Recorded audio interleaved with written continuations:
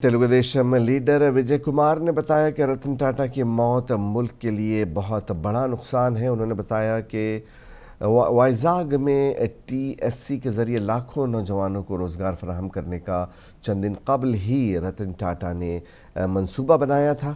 आज वो हमारे बीच नहीं है। तेलुगुदेशम पार्टी रतन टाटा की मौत पर गहरे दुख का इजहार करती है। మనల్ని పరిపాలించిన బ్రిటిష్ సామ్రాజ్యంలో వెళ్ళి వాళ్ళ కంపెనీలు కొనుగోలు చేసి ఈరోజు బ్రిటన్లో కొన్ని పలు కంపెనీలు కొనుగోలు చేసి భారతీయ పారిశ్రామిక జెండాను అక్కడ నాటిన గొప్ప వ్యక్తి రతన్ టాటా గారు. మన ఆంధ్రప్రదేశ్ విషయానికి వస్తే ఎప్పుడో కదా నిన్న పొద్దున్నే లోకేష్ గారు ట్వీట్ చేశారు.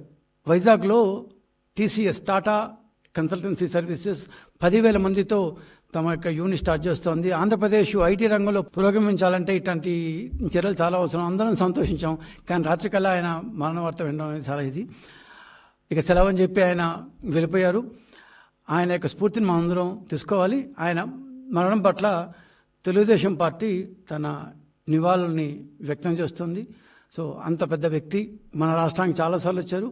మన రాష్ట్రానికి అతను చేసిన సాయం కూడా చాలా గొప్పది. టీడీపీ తన యొక్క నివాళులను రతన్ టాటా గారి